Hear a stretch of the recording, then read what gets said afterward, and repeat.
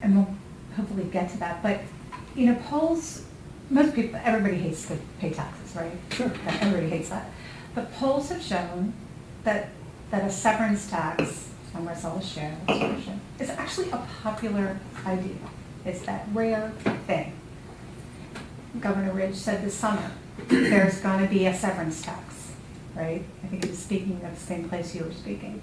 So is there going to be a severance tax? He didn't say when. He didn't say when. Right. But are Okay. you, would you Dude. consider, I mean, again, this is a very popular tax. And I'll again, make- we're I'll taking make- questions on Twitter and people Okay. keep asking. I'll make two observations for you. Number one, I said back in spring, when we were working on the budget and everybody was looking for money, I said, if you can get pensions done and get liquor done, I'll consider revenue. Which means we'll consider it. Democrats didn't come around. They had the chance to come around, but they didn't. Okay, that's number one. Number two, this industry as a whole across the state is still in its infancy. There are three stages to this industry. One is discovery and drilling. Two is development of the pipelines, the distribution system. And three is the development of the market. The market is not very well developed yet. As a result, the price is low, because just as in any economics, higher demand means a higher price, particularly when you have a huge supply. We have a huge supply. The drillers could stop drilling today if they wanted to. And we have enough, well, they could. Do you really think they would walk away from this incredibly rich source? Where would they? Have you been up there? Are they, I mean, they're, Have you been up there? I have not. But Why not? Texas has an extraction tax, a severance tax, right? Yeah. I have friends who live up there, I have family members who live up there, and they were in a bar one night, and someone who was working on the pipeline who did not come from Pennsylvania, came from out of state, he laid a quarter down on the table, and he said, you see that? That's the amount of oil we're finding in Texas. We see this, and he laid down $1 and said, that's the amount of oil we're finding. I got news for you, that guy Yeah, didn't know what he was, Pennsylvania. that guy didn't know what he was talking about. Are you familiar with the Barnett Shale play? Yes, Okay, are you familiar with the Eagleford play? no. Eagleford play was discovered about 3 years ago. It's southeast of San Antonio, Texas. Put it in Google, put in Eagleford, Texas. That's where the drill rigs that leave Pennsylvania are headed. Either there or Ohio. But when they come back, Oh yeah, 10, 15, 20 years from now. When do we need them here? Now. We had an economy that was suffering. You go up into those areas. Have you been up in those areas? Okay. Do you see development going on? Do you see growth? Talk to your friends up there. What county are they in? they're in Bedford. In Bedford? Yeah. That's not up there. Right, they're 5 minutes Bedford from New or York. Bradford? Bradford. Okay, okay, Bradford Bedford's County. the other They're way. 5 minutes from the New York Yeah. line. okay. People from New York are coming down to work there because they aren't being allowed to develop it up in New York by Governor Cuomo and the legislature up there. They're desperate for the jobs because it's providing jobs all along there. Talk to the Bradford County Commissioners. Talk to the Tioga County Commissioners. Talk to any of the county commissioners. They are seeing a great deal of revenue coming in because they are impacted because of the impact fee that we have, which, by the way, Texas doesn't have one. Okay? Texas sales tax is very low. Texas doesn't have a personal income tax. And when you think of the industry, please think beyond Range, Cabot, Chevron, because they're just a part of it. The vast majority of the workers are working for the subsidiary companies, people who are from Pennsylvania. For instance, I met a young man now it's been about a month ago tomorrow, in Wyoming County, which is near Bradford County. He was on the roadside. He was actually at the barbecue place that runs out of a converted school bus that is doing really well because of all the people, all the workers coming there, getting their barbecue, taking it to work. Actually, some of them flying it back to Texas, take it to Texas, which is an insult to the people of Texas, but this guy's pretty good. But I met this young man who said, 5 years ago, I was driving a truck. I had one other guy, we were driving a truck, and delivering water to the well sites. Today, I have 168 people driving a truck. It's 168 families that are now having family-sustaining wages up there that did not exist at that time. This is in its infancy, and these smaller companies are all subchapter S type companies. They pay on a personal income tax rate as compared to a corporate net income tax rate.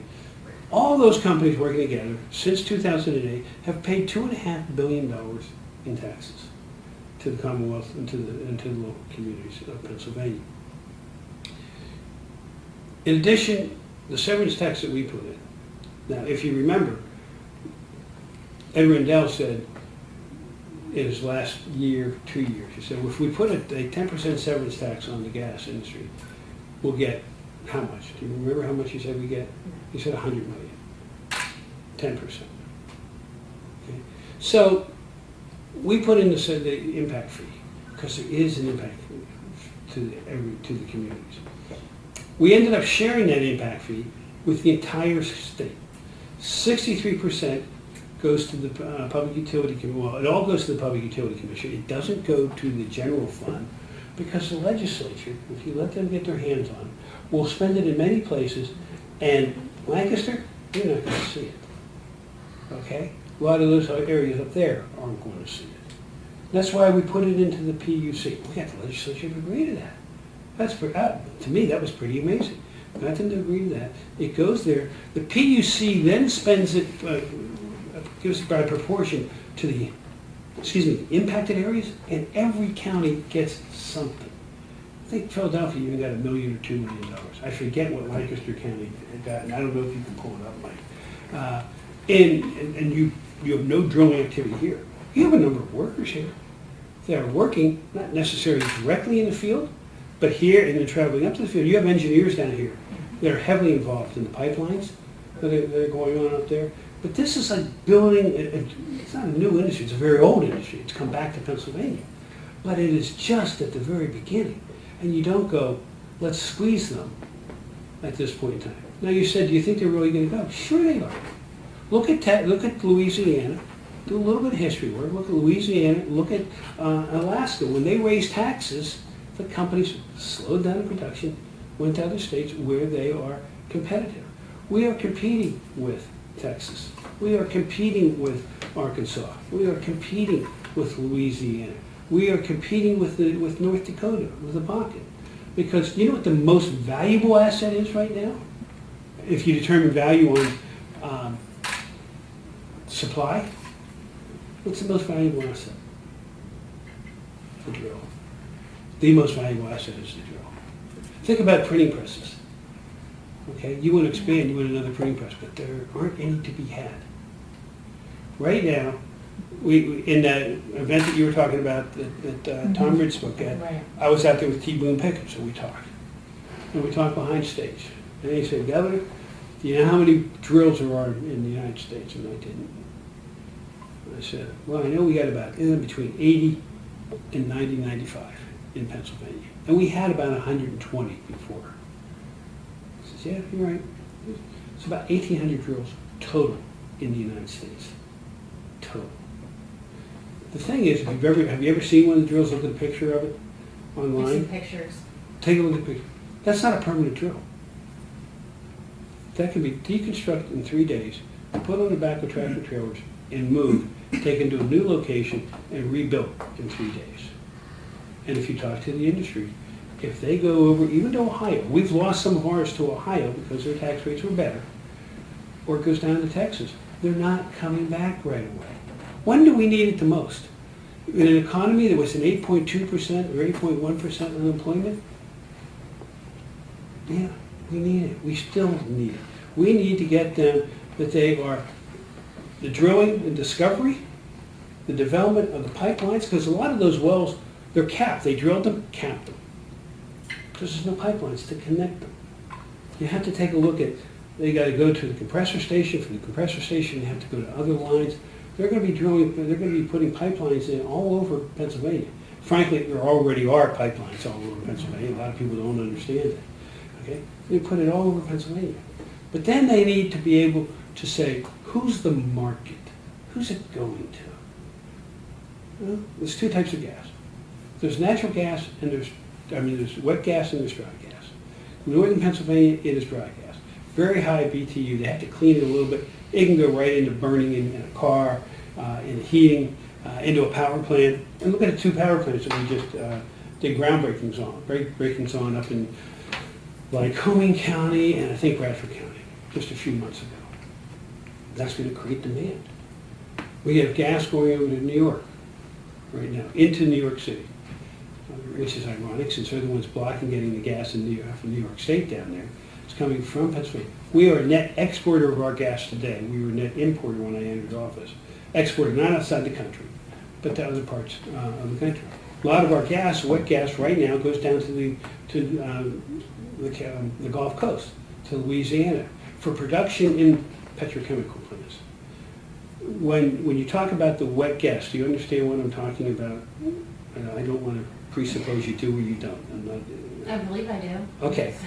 You break it down into elements.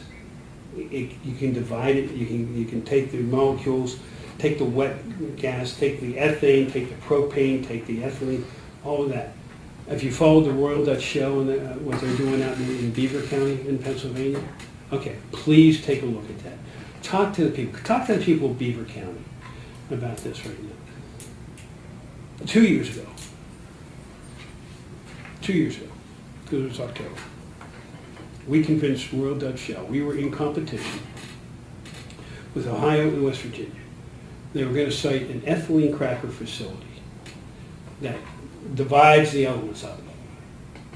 You take the ethylene and you produce ethane out of it. You know what ethane turns into? Plastic. Okay. You're not old enough, you're old enough to remember. Mrs. Robinson comes to mind, right? Plastics, the graduate. What's going to be, what plastic is. It's a huge component of everything that we do. So what they want to do is build a plant now in Beaver County. They haven't made their final decision. They have spent, and I know how much ballpark they've spent, I'm not allowed to talk about it, I have a confidentiality agreement. They've spent a lot of money looking at the site, developing the site, paying the company who was moving out anyhow to do remediation on the site. But they're getting ready to announce, I believe, next quarter, or first quarter, or end of first quarter, beginning of second quarter, the beginning of construction of an ethylene cracker facility. There's going to be 10,000 construction jobs for 5 years. They're building a parking lot for 12,000 cars just to do the construction. That 10,000 construction jobs is then followed up by 500 jobs there. And they might expand the plants, they might be bigger. Well, what's important about that? Okay, they're going to have that. Question is, where do they send that plastic, the ethane? One of the things that we did in 2013, I think it was create a manufacturer's resource tax credit. It gave a tax credit for the use of ethane produced from natural gas from Pennsylvania in the downstream, what they call downstream going down. If it's used downstream manufacturing of certain size in Pennsylvania. If it goes to the Gulf Coast, they don't get the credit. But if it's used here in Pennsylvania. So the plastics industry has come up, and if you go down along the river, the Monongahela and the Ohio River of western Pennsylvania, you're going to see all the brownfields that used to be steel mills. And they are putting options down on those properties to come in and build plastics plants that will use the ethane. Now, why would they do that? One, because they're going to be right at the feedstock of the ethane, right there. It's going to be, the cost of transportation is non-existent almost there. Two, think of the location of Pennsylvania. 66% of the population of North America, of Canada and the United States is within a long day's drive of Pennsylvania. We are the keystone state in many ways. That's why we have so many businesses coming and looking at us and joining us. Three, with everything the EPA is doing, they would have to be retrofitting, as would, this is my opinion, they've never told me this, as would Shell to retrofit their existing plant down in the Gulf Coast. Now, the existing plants in the Gulf Coast were there because the natural gas was coming in from outside the country, or because it was in Louisiana or Texas. Well, those would have to be retrofitted. See, sometimes, cost-wise, yeah, do you retrofit or do you build new? If you build new, you can build in everything you need to do. Modern day EPA technology, you can meet the standards. Fourth, now this is totally mine. What don't we get that the Gulf Coast gets usually every year, but this year and last year? Hurricanes. We don't get hurricanes. They're building at a 500-year floodplain. They're building up. We're taking the hillside, moving it over here, building it up. They have river access. They have rail access. They have highway access. They have an airport nearby. You can't ask for a better location. That's why they're looking at it. We have 2 other ethylene cracker facilities that are being discussed right now in Pennsylvania, in southwestern Pennsylvania. And Philadelphia Energy Solutions is talking about doing one down in Philadelphia for the natural gas that goes there. If we get those all built, do you think we have demand for our natural gas then? Yes. As the demand goes up, the price of the natural gas goes up.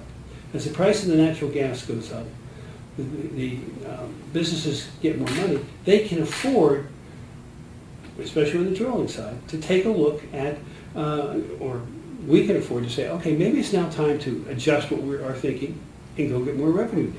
But it's sort of like you don't expect that baby to run when they're still on their hands and knees. I know it doesn't look like that to people on the outside, but if you're looking 20 years, I'm looking at an industry that's going to be here for 100 years or more. We're at year 2 or 3, well, not really 2 or 3, 5 or 6 right now. I'm looking at your grandchildren being able to say, hey, I'm involved in the plastics industry in Pennsylvania, where we weren't even on the radar scope 10 years ago. That's why, yeah, I mean, it's been tough. Yeah, easiest thing in the world. Yeah, let's tax them. Easiest thing in the world. Let's tax them. And then they pick up and they go away. Would they go completely? No. And I know everybody says, well, the gas isn't going to go anywhere. That's exactly right. The gas doesn't go anywhere. The drills do. The other most valuable asset before the gas drill. Number 1's the drill. Number 3 is the gas. What's number 2? Anybody want to speculate? People. No, that's number 4. What's number 2? The permit. The permit from DEP to go drill. We had a lot of questions on this on our Facebook account. So how do you address this clear perception of voters that you're on the side of the drillers? That's the not hardest them? thing. I mean, it's very difficult for me to be out there. I wish the drillers would have been explaining. It would be helpful. I think looking here, you now understand we're looking long term. If you talk to the Chamber of Commerce, they've been talking about long term. Can we take a look at, once we get the pipeline set up and say, when do we got to do it on the transmission as the gas is being transmitted through pipelines, particularly intrastate versus interstate? Maybe that's when you do it, because then it's out of the ground, the drilling's done, you get it there. You have to have an open mind, and I do have an open mind. But my mind right now is we need to remain competitive with Ohio, which is taking drills away from us, competitive with Texas, which is going to be has taken drills away from us, and competitive with the Dakotas, which has taken drills away from us. If we don't have the drills, all the work that's going on up there right now, all the drilling, all the jobs that are connected with the drilling right now, start to disappear very, very quickly at a time that we can't afford it. So if you can show this to every voter right now, hopefully they'll go online and they'll all look at it. Now they understand exactly what we're trying to do. I don't have the campaign dollars, didn't have the campaign dollars to be able to go out and explain that. It's not an easy thing, I understand it. But to me, we need to look at the cost drivers also. And unfortunately, a lot of people don't want to look at the cost drivers. They just say, hey, let's tax more.